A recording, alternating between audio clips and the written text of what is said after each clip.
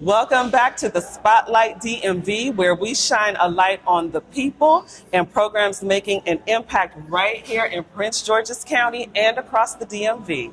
Before we dive in, I want to give a huge shout out to Mixed Food Hall for being our space sponsor today.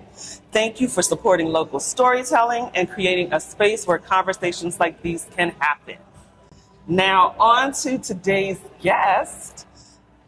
She is someone who believes in leadership and that it does not start with a title, it starts with exposure, with perspective, and sometimes that perspective comes from stepping on a plane for the very first time. Barbara Cole is a retired Navy officer and the founder of Going Global with Barbara, an educational travel company that helps students explore the world, grow as leaders, and see their place in it. This month, we're in April, Barbara's going to be taking her 100th trip abroad.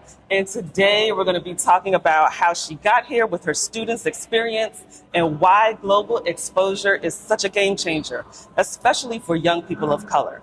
Barbara, welcome to the Spotlight DMV. Thank you so much. Thank you for having me. Yes, of course. So listen, when we first met and you told me all about your organization, I was just so excited. You know, I believe that exposure is a huge piece to the educational ecosystem, right? Absolutely. And so let's start from the beginning. You served in the Navy. I did. I was in the Navy for 25 years and traveled all over the world. I'm originally from Pittsburgh, and not a lot of people in my community had the opportunity to travel globally, but I always knew that that's something that I wanted to do, so the Navy helped me do that. So how did that shape your passion for travel and ultimately lead to Going Global with Barbara? So I got to see the transformational power of travel. I got to see how young people like me were working and visiting countries all over the world and learning through those experiences. And while I was out there having those experiences, the only thing that I could think of is how I wanted my friends back home to be able to see the same things. Yeah. So fast forward many years later, I started going global. I started going global with Barbara so that we could create opportunities for young people in our community to go and see the world. So you launched Going Global with Barbara in 2019. Yes. And then just after that, the pandemic hit. So talk about that and how you kept things going during that time. So our clients, we were all figuring it out during the pandemic, and I was actually living abroad in Jordan at the time. So we, all of our online preparation before the trips are online, it's online classes anyway. And so we just extended them from 6 weeks to 20 weeks. And we came up with new curriculum every week to keep our students engaged and interested in going abroad and living a life outside their communities. Well, so you just touched on the curriculum. So talk about how the program actually works, because it's not just, you guys get together and go on a trip. You prepare the students before they even step foot on a plane. Absolutely. So travel is a life skill. And some of us figure it out, as we become adults, but we believe that it's something that young people should know how to do. Yes. And so before we take them on the trip, we want them to have the opportunity to know how to research the destination and how to know the Black history of the destination, because Black history is world history. And so they can see themselves in the destination and connect to it on a deeper level. So we want to prepare students to hit the ground running as leaders, not just as travelers, but leading a group of their peers around cities that they never been to before.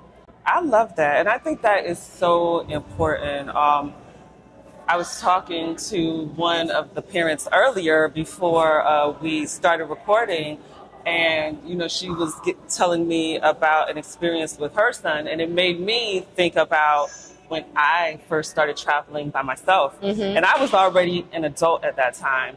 You know, I had been on some trips with my parents, but I was never responsible for like my paperwork, for planning anything, Right. for even knowing how to navigate. Yeah. So my first trip was a trip to Florida for a friend's wedding. And I didn't realize that you had to show up at the airport like certain hours before boarding. So I'm like, okay, let's say the flight is at 2 o'clock. I could get there at 1:30. Yeah. Man, let me tell you, homegirl almost missed that plane. I almost missed that plane, and I would not have known Yeah. what to do if I missed the plane. And so that's like you're saying, that is a life skill that will take them into their adult life. With their families and how to plan things. So let's talk about the trips and because you do them in levels, right? We do. So our 1.0 trip is Paris. We go to Paris because it's an amazing city to learn how to travel in. We ride public transportation. We stay residentially, not in hotels, but in apartments, in residential areas. The students have to prepare their own breakfast. They have to grocery shop. They gotta cook too. They gotta cook. They gotta figure it out. You know, they're learning how to figure it out. And because we work with high school students, we think this is a great time for them to have this independent opportunity to figure things out on their own. And so the 1.0 is Paris. Visiting colleges, and we'll talk about that more later. But visiting colleges, networking, and learning to see themselves as this kind of confident, independent person in a global setting. Yeah. Sorry, go ahead. No, I was going to say our 2.0 trip is Barcelona. We have great relationships with colleges in all of our cities, but Barcelona, believe it or not, is a little more challenging linguistically, with transportation. And so we like to provide that opportunity for the students to take what they learned in Paris and kind of take it to the next level. And then our more advanced trips are to Senegal and to Jordan. Oh, I love that you touch on in different countries and even step foot in the motherland. Oh, absolutely. And so the research piece also stood out to me because it's important for you to have them research about Black history in these different countries. So like you said, they can see themselves in those countries when they're traveling. And so talk to me about the decision to have them stay in Airbnbs and not in hotels and resorts and things of that nature. Yeah, I want students to be able to see themselves living and working in a destination.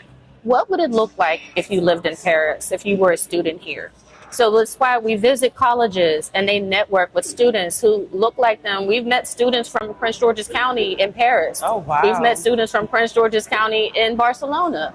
Well, you know, but they may not personally know anyone who's taken that kind of a journey, that study abroad journey, that work abroad journey. And so seeing someone that looks like them and sounds like them, that's from their community, that gets it, it's life-changing. And so we stay residentially. That's a part of it. It feels more normal. Yeah. We want to normalize travel and normalize living abroad. And plant those seeds so students can really visualize what that experience will be like. And so you have a whole network of expatriates, like you mentioned, the universities and other volunteers that help with these trips once you get to the other countries. What was that piece of it like making those connections and asking people to participate and helping to pour into the young people that are traveling?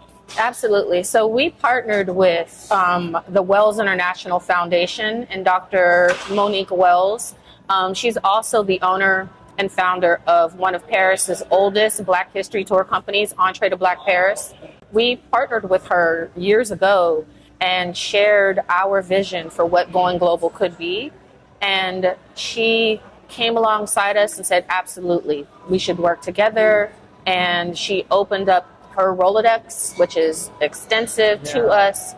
And so we combined our contacts with her contacts across universities and industries and in the embassy in Paris to include the expat community in Paris in our mission and in our work. And the reward has just been incredible.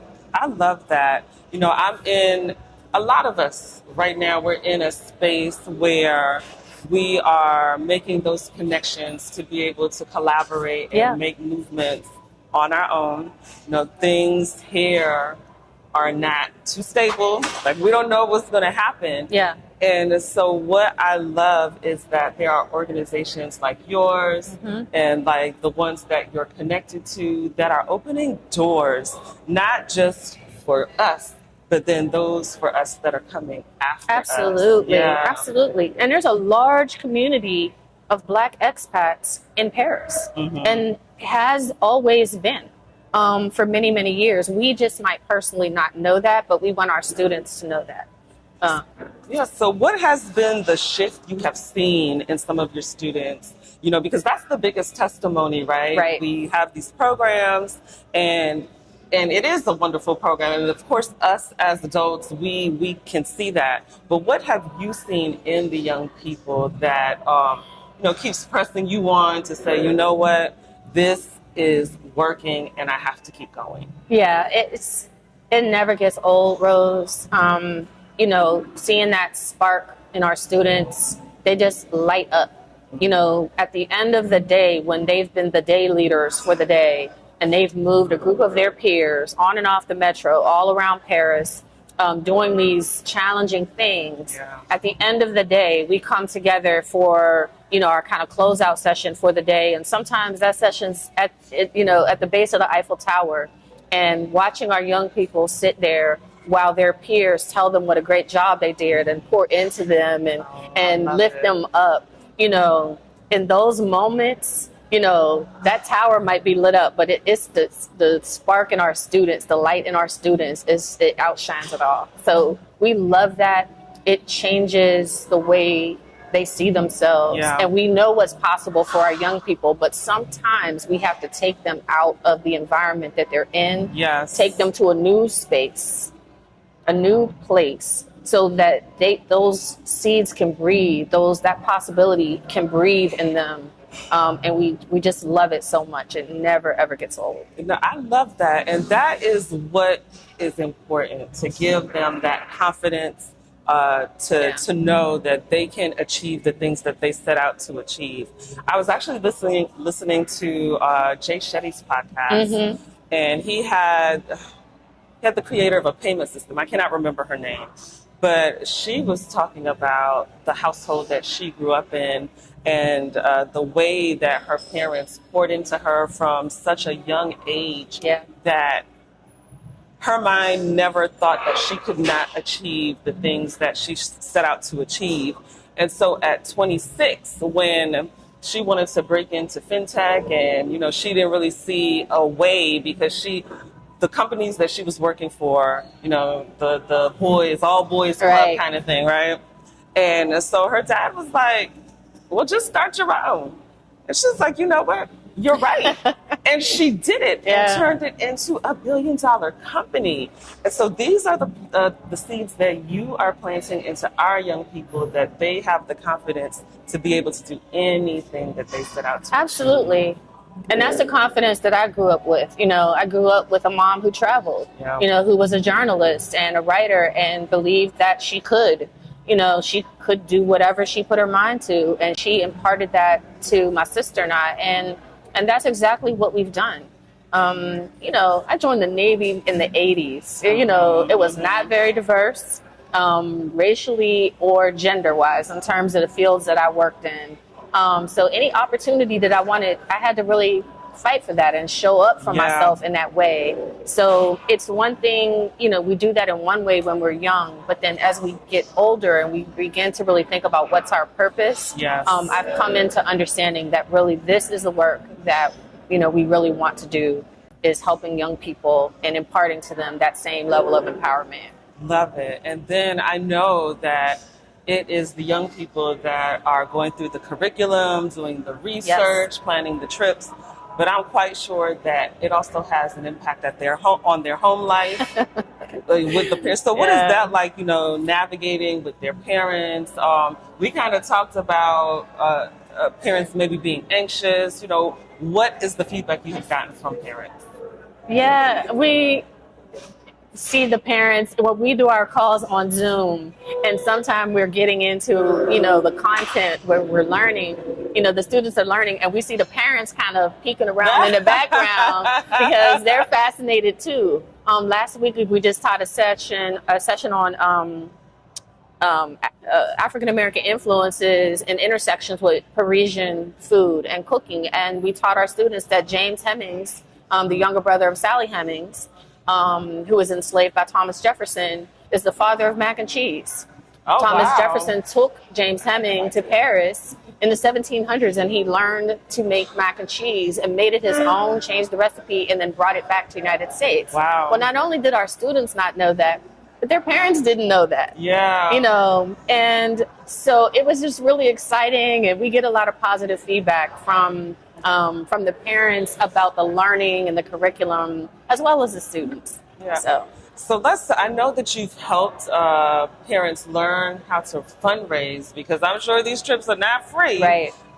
So let's talk about that piece of it, you know, because I have a lot of entrepreneurs and organizations that do watch this show. And so let's talk about the fundraising piece and how you're able to empower families and parents to do that part of it. Yeah, absolutely. So after I retired, I worked in advancement with private schools. And one of the things I got to learn about was how to raise money. Organizations that have big vision for their organizations don't use their own money. They come into community with philanthropists, and they learn what to ask, who to ask, how to ask, and how to steward that gift, how to say thank you and steward and care for that gift. And we have scaled that down into a fundraising model that our families can use. And over 75% of our families raise all of their funds. Wow. Fundraise all of their funds for this trip. Some parents have done it multiple times. But we teach fundraising not just for our program. These are skills, another life skill, that our students can use for lots of opportunities. Yes. Money sometimes is the great obstacle between the opportunities that we know about and having access to them. Exactly. So once we teach that fundraising, we help to close that gap. I love it. I love it. And so I saw on your brochure, 75% of the students that go through this program are first-time passport holders. Yes, Yeah. first-time passport holders and sometimes first-generation passport holders. Mm-hmm. And we do encourage our parents to get passports too. And we know that passport acquisition has been historically low in African American communities. And so, you know, we encourage everyone to have a passport, make sure it's current. We talked about things that are going on, you know, in the country right now. We get a lot of questions about, you know, how to get a passport. It's very easy. The processing times are at record lows. You can you can get a passport applied for and back in around 2 to 4 weeks right now. Not like before when it was months and months and sometimes up to a year. Yeah. So no, the processing times are really short right now. It's an investment, a small investment in a long-term mobility aid, if you will, for your family. Yeah. And so have you had questions, you know, because we're talking about now in 2025, and we're seeing some of the headlines. Yeah.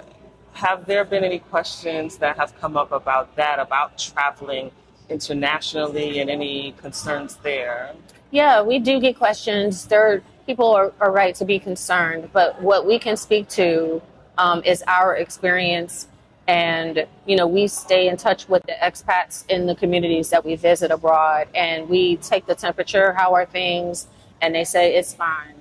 You know, people are people all over the world, meaning they're going to work, they're dropping their kids off at school. They got other things to worry about than kind of what's happening, you know, in the United States. And they're welcoming us. They're still showing up for our students, you know, in a major way, helping them, supporting them, offering them information about college and jobs. So, no, we are been the beneficiaries of tremendous hospitality all over the world, and that has not changed, and we don't expect it to change. And I also wanted to point out another part of the impact are some of the international mentorships that some of the students that have gone through the program have had. Talk to me about that part. Yeah, so we ask our students to tell us what they're interested in for college, and then when we arrange our networking event, we invite people from the industries that they're interested in to come and meet us. So our students that were interested in fashion connected with students from the Parsons School of Fashion, the world famous Parsons School of Fashion in Paris. Students that were interested in modeling, the Wells Foundation invited models to come to the networking event, and they met some young people. That's what they're doing. So once they start those connections, it just keeps growing and growing, and they've had an opportunity to travel back even without us and meet with those people, spend time with them, talk to them, stay in touch with them, and understand how to chart their own path if in that same direction if that's what they're interested in. Oh, that's amazing. You've built something truly, truly unique. Yeah. And it is working. Thank you. Love it. I love it. Okay, so what's next? Any big plans, new destinations, or milestones after you make this 100 trip? Because that's coming up like in a week, right? It is. Yeah. Yeah. So we just got back from Dublin. So that's going to be a new destination for us. Dublin is a vibrant college town, very diverse. People don't know that about Dublin necessarily, but it's very diverse. It's a big live music scene, friendly college town with some great study abroad opportunities. And I should say, why are we promoting study abroad? One of the reasons why we're promoting it is that the cost of college abroad is sometimes a fraction of what it costs to go to college here, and sometimes it's free. The programs are in English. Yes, they are recognized around the world. Yes, they are very prominent universities, sometimes even more high-ranked than the universities our kids are looking at here. Yeah. So this is a great opportunity for some of our students that they just don't know about. Their high school counselors might not even know about it or be promoting it to them. So that's one of the reasons why we want to promote this. This is kind of an untapped pool of opportunity that we want to bring to our students. Yes, and I was at Monument Academy Boarding School, which is in Northeast DC. I was there this week, and I was talking to some of the students, and I mentioned, because they have a media broadcasting training, and so I mentioned to them about the Spotlight DMV on YouTube, and I told them that I would be talking to you today, and I told them about Going Global with Barbara and what it's all about. And one of the young ladies said, "Oh, well, is that coming to our school?" And I looked at their outreach person, and I was like, "Hey, I got the connection for you." Yes, absolutely. Yeah, that's fantastic. We would love to talk to them. We do talk to schools and youth organizations. Some of our parents book with us directly, and then some are organizational. So we're very excited to partner with schools and all of the different organizations within our community that are also investing in shaping the futures of young people. Yes. Well, thank you so much for sharing your mission with us and expanding the worldview of the next generation. For the folks that are watching and want to support or learn more about Going Global with Barbara, how can they connect? Absolutely. So they can reach out to us at www.goglobalwithbarbara.com. And you will find links to our upcoming trips. And you will also see links to our scholarship program. That is one of the ways that people can donate directly to us. And those funds go directly to our students and not to our operations. We distribute them to students in need to make sure that our program remains accessible to all students. And we appreciate your support. Okay, I'll be dropping the links in the description so that you guys can connect with Going Global with Barbara. Once again, thank you for being on the Spotlight DMV. And thank you to Mixed Food Hall, again, for providing this incredible space to film today's episode. If you're enjoying and like this episode featuring organizations like Going Global with Barbara, do me a favor. Like, share, and subscribe so more people can discover the powerful work happening right here in our communities. This is the Spotlight DMV, where we amplify the people, programs, and possibilities shaping the future of Prince George's County, Maryland, and beyond. Thanks for watching. We'll see you next time. Thank you for Thank having you. me. Yay, that was awesome. Yay.